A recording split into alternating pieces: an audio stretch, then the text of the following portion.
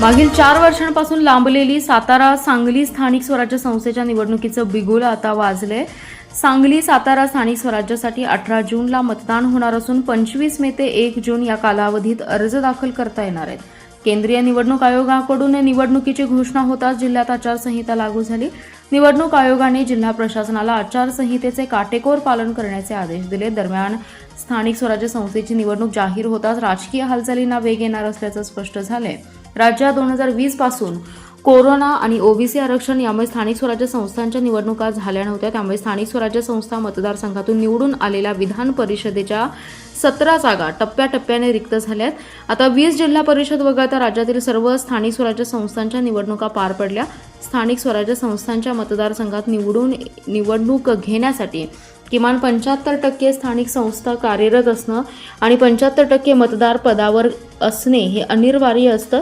या अटींची पूर्तता न झाल्यामुळे 2022, 2024 आणि 2025 मध्ये रिक्त झालेल्या जागांवर वेळेत निवडणूक घेता आली नव्हती। मात्र आता निकष पूर्ण झाल्याची माहिती मुख्य निवडणूक अधिकाऱ्यांनी दिल्यानंतर हा निवडणूक कार्यक्रम जाहीर करण्यात आला।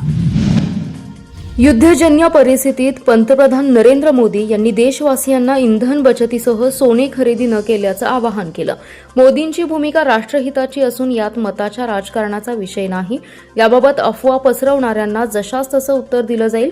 लोकांची माथी भडकवण्याचा प्रयत्न हाणून पाडू असा इशारा आमदार गोपीचंद पडळकर यांनी सांगलीत दिला। पंतप्रधान नरेंद्र मोदी यांच्या आवाहनाला पाठिंबा देण्यासाठी मारुती चौकात नागरिक, शेतकरी, कष्टकरी परिषदेचं आयोजन करण्यात आलं होतं। यावेळी आमदार पडळकर बोलत होते। व्यासपीठावर आमदार सदाभाऊ खोत, किसान मोर्चाचे पृथ्वीराज पवार, माजी नगरसेवक मनोज सरगर, सागर खोत यांच्यासह कार्यकर्ते उपस्थित होते।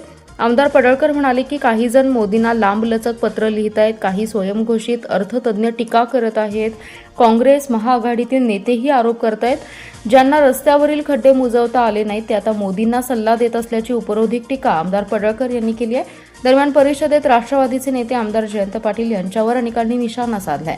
आमदार पडळकर यांनी नावालाच अर्थमंत्री होते, सध्या अर्थ नसलेली विधाने करत आहेत असाही टोला लगावला। तर सांगली पेठ रस्ता पूर्ण करायला जमलं नाही ते भाजपवर टीका करत असल्याचा आरोप देखील त्यांनी केलाय। द्राक्ष बागायत शेतकऱ्यांना विम्याची रक्कम मिळवून देण्यासाठी जिल्हा परिषद सदस्य अर्जुन पाटील यांनी प्रयत्न केले। त्यांच्यामुळे 40 कोटींची विमा रक्कम तासगाव कवटेमंका तालुक्यातील शेतकऱ्यांना मिळाली। मात्र विरोधकांनी बिनबुडाचे आरोप सुरू केलेत। स्वतः काही करत नाहीत आणि दुसऱ्याला काही करू देत नाहीत अशा प्रवृत्ती विरोधात आता शेतकऱ्यांना घेऊन आंदोलन करावं लागेल असा इशारा आमदार रोहित पाटील यांनी माजी खासदार संजय काका पाटील यांना दिलाय। ते म्हणाले, अर्जुन पाटील प्रशासन आणि न्यायालय स्तरावर लढले, त्यांनी शेतकऱ्यांना पैसे मिळवून दिले अशा पदाधिकाऱ्यांवर विरोधक बिनबुडाचे आरोप करत आहेत। त्यांनी घेतलेली गाडी ही कर्ज काढून घेतली आहे, शिवाय विमा कंपनीचा विषय निघण्यापूर्वीच ही गाडी घेतली असल्याचा खुलासा करत आमच्या प्रामाणिक नेत्यावर, कार्यकर्त्यावर जर असे आरोप केले जात असतील तर आम्ही सहन करणार नाही असा इशारा रोहित पाटील यांनी दिला। ते पुढे म्हणाले, तासगाव नगरपालिका पंचायत समितीमध्ये आमचा पराभव झाला असं आम्ही पाहत नाही। सर्वजण विरोधात असताना आम्ही चांगली कामगिरी केली आहे, त्यामुळेच जिद्द वाढली, नवी ऊर्जा मिळाली। ते पुढे म्हणाले, नीट परीक्षेचा विषय संवेदनशील आहे, अनेक विद्यार्थी भेटत आहेत, दरवर्षी असाच प्रकार घडतो की काय असा संशय आहे। या प्रकरणी केंद्रीय मंत्री आणि अधिकाऱ्यांनी राजीनामे द्यावेत अशी मागणीही त्यांनी केली। दरम्यान सत्ताधाऱ्यांच्या मांडीवर बसत असल्याचा आरोप आमच्यावर होत होता, पण आता तासगाव कवटेमंकाळच्या जनतेला सर्व काही ज्ञात झाले। विरोधकांकडे सत्ताधाऱ्यांची मांडी सोडून अनेक मांड्या आहेत, ते कोठेही आणि कधीही कोणाच्या पण मांडीवर बसू शकतात असा टोला आमदार रोहित पाटील यांनी माजी खासदार संजय काका पाटील यांना लगावला। महापालिका प्रशासनाने भांडवली मूल्यावर आधारित कर लागू केला। याबाबतची सविस्तर माहिती आयुक्तांकडून घेतली। या कर रचनेचा अभ्यास करून त्यावर भूमिका मांडली जाईल, पण जनतेवर बोजा पडता कामा नये असं मत व्यक्त करत काँग्रेसचे नगरसेवक आपली भूमिका महासभेत मांडतील असं खासदार विशाल पाटील यांनी स्पष्ट केलंय। महापालिका आयुक्त संचिता महापात्र यांची विशाल पाटील यांनी महापालिकेत भेट घेतली आहे।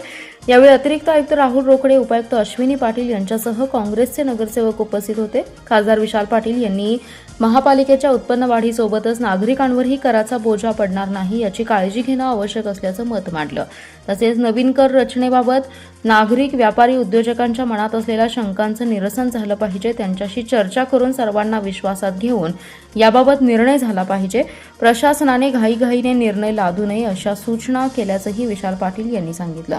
त्यानंतर विशाल पाटील यांनी विरोधी पक्षनेते मंगेश चव्हाण यांच्या दालनात नगरसेवकांशी चर्चा केली। यावेळी विरोधी पक्षनेते मंगेश चव्हाण, शहर जिल्हाध्यक्ष राजेश नाईक, नगरसेवक मयूर पाटील, हर्षवर्धन पाटील, बिल्किस बुजरुक, रमेश सरजे, अमित शहा, विक्रम सावर्डेकर, अभिजित भोसले, रज्जाक नाईक आदी जण उपस्थित होते। सांगलीतील वारणाली परिसरात घरफोडी करणाऱ्या सराईत गुन्हेगारांच्या टोळीला जेरबंद करण्यात पोलिसांना यश आले। टोळीतील तिघांना अटक केली असून त्यांच्याकडून 3,30,000चा मुद्देमाल जप्त केलाय। स्थानिक गुन्हे अन्वेषणच्या पथकाने सह्याद्रीनगर परिसरात कारवाई केली। या प्रकरणी सुदर्शन सुनील पाटील, सार्थक सुनील सुतार आणि मुनीब उर्फ बाब्या मुश्ताक भाटकर या तिघांना अटक करण्यात आली असून मेघनाथ हिरालाम साहू हा पसार झालाय। पोलिसांकडून जप्त करण्यात आलेल्या दागिन्यांमध्ये डोरले, ब्रेसलेट, चैन, वेढण आणि झुबे आदी दागिन्यांचा समावेश आहे। जिल्ह्यातील घरफोडी करणाऱ्यांवर कारवाई करण्याच्या सूचना पोलीस अधीक्षक तुषार दोशी यांनी दिले होते। त्यानुसार स्थानिक गुन्हे अन्वेषणचे एक पथक शहरात पेट्रोलिंग करत होते। यावेळी पथकातील कर्मचाऱ्यांना सराईत गुन्हेगार सार्थक सुतार, सुदर्शन यादव आणि मुनीब भाटकर यांच्याकडे चोरीचे दागिने आहेत आणि ते दागिने ते विक्रीकरिता सह्याद्रीनगर ते शिंदेमळा रेल्वे ब्रिजकडे जाणाऱ्या रोडवर येणार असल्याची माहिती मिळाली। पोलिसांनी त्या ठिकाणी पाळत ठेवून तिघांना ताब्यात घेतलं। त्यांची अंगझडती घेतली असता सोन्याचे दागिने आणि रोख रक्कम मिळून आली। अधिक चौकशीत त्यांनी आम्ही चौघांनी मिळून विकास कॉलनी वारणालीमधील बंद घर फोडून त्यातील सोन्याचे दागिने आणि पैशांची चोरी केली होती। सदरचे दागिने विक्री करण्याकरिता आलो होतो। उर्वरित दागिने हे मेघनाथ साहू याच्याकडे असल्याची कबुली दिली। या तिघांनाही जप्त ऐवजासह पुढील तपासाकामी संजयनगर पोलीस ठाण्याकडे वर्ग करण्यात आले। देशातील जनतेला ऊर्जा आणि इंधन बचतीचा संदेश पंतप्रधान नरेंद्र मोदी यांनी दिला होता। जनतेला संदेश देऊन पंतप्रधान नरेंद्र मोदी परदेश दौऱ्यावर गेलेत, तर दुसरीकडे पेट्रोल डिझेलची दरवाढ केली आहे। या विरोधात संतप्त काँग्रेसच्या कार्यकर्त्यांनी स्टेशन चौकातील पेट्रोल पंपासमोर केंद्र सरकारच्या विरोधात जोरदार निदर्शने केली।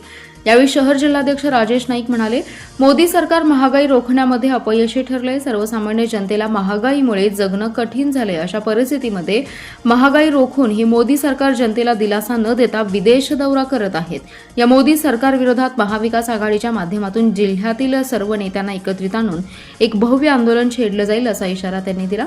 या आंदोलनात सुभाष खोत, प्रमोद इनामदार यांनीही आपली मनोगते व्यक्त केली आहेत। यावेळी इंटक युनियनचे जिल्हाध्यक्ष DP बनसोडे, सेवा दलाचे जिल्हाध्यक्ष अजित ढोले, नगरसेवक मयूर पाटील, सागर बिरनाळे, अंजली जाधव, प्रमोद सूर्यवंशी, सोशल मीडियाचे ललित दबडे, प्रमोद इनामदार, अरुण पळसुळे, विक्रम सावर्डेकर, प्रतीक्षा काळे, प्रकाश बरडोले, नामदेव चव्हाण, सुनील भिसे, विठ्ठलराव काळे आदी जण सहभागी झाले।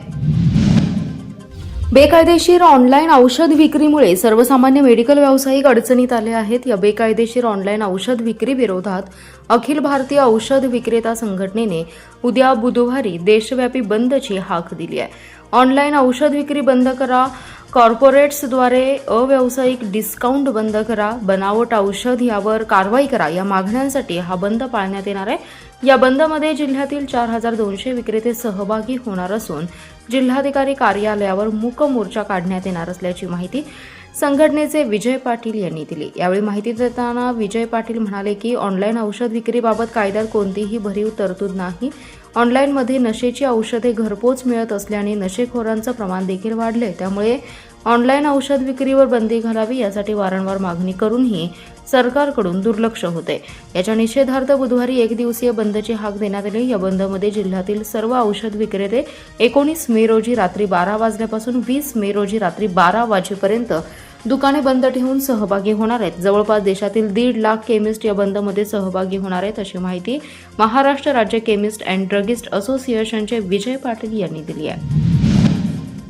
विटा शहराच्या विकासाबरोबर पर्यावरणाचे संरक्षण, संवर्धन ही देखील आपली सामूहिक जबाबदारी आहे। ट्री आर्मी या चळवळीत सहभागी होऊन आपण आपली सामाजिक बांधिलकी जपूयात। एक झाड म्हणजे एक जीवन या विचारातून प्रत्येक नागरिकाने वृक्ष लागवड व संवर्धनात सहभागी व्हावे असे आवाहन आमदार सुहास बाबर यांनी केले। विटा येथील प्रभाग क्रमांक 1 मधील मायनी रोड ते साळशिंगे रोड मुजावर वस्तीच्या पाठीमागे युवा नेते रणजित पाटील यांच्या सहकार्याने वृक्षारोपण कार्यक्रम उत्साहात संपन्न झाला। यावेळी नगराध्यक्ष सौ काजल मेहत्रे, उपनगराध्यक्ष अमोल बाबर तसेच सर्व नगरसेवक यांच्या प्रमुख उपस्थितीत वृक्षारोपण करून पर्यावरण संवर्धनाचा दृढ संकल्प करण्यात आला। या अभियानात स्टार क्रीडा मंडळ, खो खो क्लब यांचाही मोलाचा वाटा या ठिकाणी लाभलाय। वाढते प्रदूषण, बदलते हवामान आणि कमी होत चाललेली हरित संपदा लक्षात घेता भविष्यातील पिढ्यांसाठी स्वच्छ, सुंदर आणि हिरवेगार विटा शहर निर्माण करण्यासाठी विटा नगरपालिका कायम कटिबद्ध राहील. फक्त विकास कामेच नव्हे तर पर्यावरणाचा समतोल राखत शहराचा सर्वांगीण विकास करण्याचा आमचा प्रयत्न सातत्याने सुरू आहे. एक झाड म्हणजे एक जीवन या विचारातून प्रत्येक नागरिकाने वृक्ष लागवड आणि संवर्धनात सहभागी व्हावं अशी अपेक्षा आमदार बाबर यांनी व्यक्त केली आहे. हिंदू देवस्थानांचे स्वायत्तव, अस्तित्व आणि त्यांच्या उत्पन्नाचे स्रोत धोक्यात आणणारा महाराष्ट्र देवस्थान इनाम निर्मूलन प्रारूप अधिनियम 2026 कायदा रहित करावा, अन्यथा तीव्र आंदोलन करू या मागणीचे हिंदू एकता आंदोलन, मिरज संस्थान आणि महाराष्ट्र मंदिर महासंघांच्या वतीने मुख्यमंत्र्यांच्या नावे निवेदन निवासी उपजिल्हाधिकारी डॉ. स्नेहल कनिचे यांना देण्यात आले. हिंदू एकता आंदोलन आणि मंदिर महासंघांची मागणी योग्य असून या संदर्भात शासनाकडे भूमिका मांडू असे आश्वासन त्यांनी यावेळी दिलं. जिल्हाधिकारी कार्यालयात निवेदन सादर करण्यासाठी हिंदू एकता आंदोलनाच्या वतीने माजी आमदार, हिंदू एकता आंदोलन प्रदेशाध्यक्ष नितीन राजेश शिंदे, सोमनाथ गोटखिंडे, दत्तात्रय भोकरे, जिल्हा उपाध्यक्ष प्रदीप निकम, अनिरुद्ध कुंभार, सचिन भोसले, विजयसिंह राजपूत, हरपित गौंड, गजानन माने, श्री ज्ञानगिरी मठाचे शिवप्रसाद सातपुते यांच्यासह अन्य मान्यवर उपस्थित होते. हिंदू देवस्थानावर अन्याय करणाऱ्या या प्रस्तावित कायद्याला सांगली जिल्ह्यातील हिंदू मतदारांनी निवडून दिलेल्या हिंदू आमदारांनी येत्या पावसाळी अधिवेशनात कडाडून विरोध करावा. हिंदू एकता आंदोलनाच्या माध्यमातून हा कायदा आम्ही रहित करण्यासाठी रस्त्यावर उतरून आंदोलन करू असा इशारा यावेळी हिंदू एकता आंदोलनाचे प्रदेशाध्यक्ष माजी आमदार नितीन शिंदे यांनी दिलाय. ईश्वरपूर आणि तासगाव येथील तहसीलदार कार्यालयात मंदिर महासंघाच्या वतीने अशाच मागण्यांचे निवेदन सादर करण्यात आलं. तासगाव तालुक्यातील वायफळे येथील सैन्य दलातील जवान विशाल सदाशिव घोडके यांचा कानपूर येथे कर्तव्यात बजावत असताना आकस्मिक मृत्यू झाला. त्यांच्या निधनाची बातमी समजताच वायफळेसह संपूर्ण परिसर शोकसागरात बुडाला. सकाळी त्यांचं पार्थिव गावी आणण्यात आलं. फुलांनी सजवलेल्या ट्रॉलीत त्यांचं पार्थिव ठेवून गावातून वीर जवान अमर रहे, वंदे मातरम या निनादात गावातील मुख्य रस्त्यावरून मिरवणूक काढण्यात आली. गावातील ठिकठिकाणी महिलांनी विशाल यांच्या पार्थिवाचं साश्रूपूर्ण नयनांनी औक्षण केलं. त्यानंतर त्यांचं पार्थिव खोरी या त्यांच्या स्वमालकीच्या शेतजमिनीत आणून तिथे तयार करण्यात आलेल्या चौथऱ्यावर शासकीय इतमामात घोडके यांच्यावर अंत्यसंस्कार करण्यात आले. यावेळी विशालच्या कुटुंबियांनी अक्षरशः हंबरडा फोडला तर गावकरी गहिवरले. विशाल घोडके हे अत्यंत सर्वसामान्य कुटुंबातील होते.